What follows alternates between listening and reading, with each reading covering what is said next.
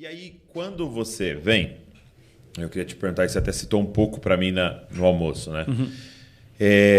Você começa então você ouve uma palavra profética como essa, né? Deus vai te usar na música e você então começa a se envolver com música, né? Agora a partir das experiências tendo com Deus, escrever, a pensar em gravar e tal. E aí você começa a acessar os bastidores de tudo isso. Como é que foi para você quando você começou a ver um pouco do que tinha ali nos bastidores que talvez te desiludia? Como é que foi para você assim, navegar tudo isso e estar aqui? Olha, não me escandalizou tanto, Ok. mesmo porque quando agora eu me entrego para Cristo, era uma coisa muito underground ainda. Tá.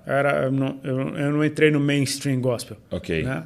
Era uma coisa bem underground. Era tipo assim, as pessoas me chamavam para dar testemunho e eu levava meu violão. Então eu não estava sendo chamado para cantar, mesmo porque não tinha relevância na minha música cristã ainda no meio. Tinha as minhas experiências. Era mais o testemunho mesmo, era mais ambientes Era o testemunho, evangelísticos. exatamente. Então, assim, eu não me lembro de me escandalizar com o mercado de música cristão. Tá. Depois você começa a ver algumas formas de se mover, que você fala, cara, isso não é para mim, simples assim, isso não é para mim. Eu me lembro que logo numa das primeiras igrejas que eu fui, antes mesmo de sair do Raimundos, antes mesmo de me converter, ou de me converter não, de me batizar, perdão. Eu lembro de uma igreja que eu amava aí, e no final do culto, o pastor que tinha pregado, ele não era o pastor titular, a gente estava indo para casa do pastor titular. Esse pastor que pregou, ele botou o olho na minha cunhada de um jeito que eu nunca vi um cara, nem no mundo eu não lembro de uma cara de leão em cima da menina. Ela tinha 15 anos na época. Eu me lembro que eu falei, cara, que bicho vagabundo, velho, acabou de pregar.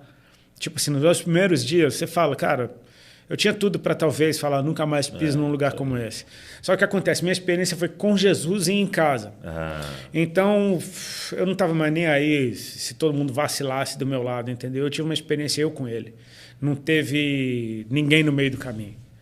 Então, assim, eu não teria desculpa para dar para o Senhor, para abandoná-lo por causa de outra pessoa que não tem nada a ver com a equação. Entendi. Né? Então, assim... E mesmo porque... as pessoas têm a tendência de exagerar muito sobre o mercado cristão de música, como se ele fosse o próprio Satanás. E, cara, o mercado fora da igreja é muito pior. Então, eu vim do ambiente que, era bizarro. Então, assim, a forma de lidar... Às vezes, eu vejo situações, por exemplo, na época da banda, quando o cara fechava um show, ele pagava 50% do cachê. Os outros 50% é no dia do show. Tá. Só que existia uma coisa, porque assim, é padrão. Cara, se você não receber 50% antes de tocar, você nunca mais vai receber ele. Tá. Você não sobe para tocar. Exatamente. Então, você não sobe para tocar enquanto não receber o dinheiro. O brasileiro não compra ingresso com antecedência. É só em cima da hora. Então, você chegava no hotel, o show estava marcado para as 10 horas, você dormia e acordava 2h30 da manhã com o telefonema tocando. Vamos? Por quê? Porque a galera ficava bebendo na frente do show e não entrava. Enquanto não entrava, não tinha dinheiro para pagar a banda. Então não tem como a banda ir. A banda não sai do hotel enquanto o cachê não tiver pago o resto. Então tem que esperar o povo entrar para ter dinheiro para pagar a banda para subir.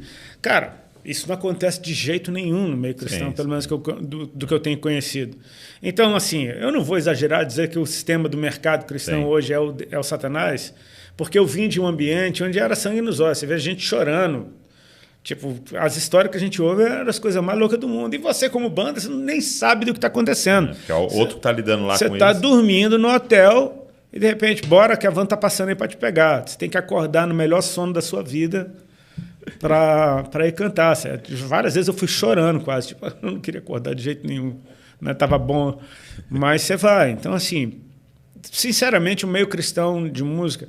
O que me chocava era, muitas vezes, a falta de temor. Eu acho que isso me chocava um pouco.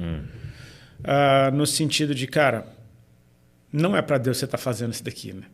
Não tem como se a preocupação está tão em outra coisa. Você fala, tem alguma coisa muito bizarra. Mas às vezes é muito comum a gente acostumar. Esse é um grande perigo, né? Com o circuito, acostumar com o ritmo, com a própria liturgia. Né? A gente percebe ali o livro de Esdras e Neemias, quando está tudo sendo restaurado, e a consciência de que aquele estrago inteiro de 70 anos de exílio foi por causa da apostasia.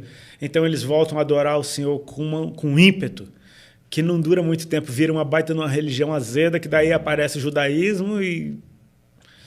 Jesus vem. Enfim, Jesus vem, entendeu? Ou seja, é muito fácil você acostumar e tratar isso como qualquer coisa. E é muito sinistro quando você lê os evangelhos, de Jesus passando e um cego reconhecer que é ele. O rei está vindo ali, o reino está entrando na cidade. E o estudioso da liturgia que se perdeu no ritual e na frente dele não saber, Deus está na sua frente. Eu tenho ministrado muito sobre Jesus na casa do fariseu Simão, quando aquela mulher pecadora entra e unge ele, chora e lava os seus... Tipo, o cara está olhando para ele falando, se este homem fosse um profeta. Ou seja, cara, Uau. Deus entrou na sua casa. Você abriu a casa para Deus e ele entrou. Você botou uma mesa para Jesus e ele sentou, cara. Jesus está ali. Cara, ele entrou na tua casa. Você abriu a porta para ele. Cara, tá tudo certo. Deus. O cara que criou os céus e a terra. Deus está na sua casa e você está aí. O que disse, haja luz. Aquele na de mesa. quem você estudou a vida inteira, cara.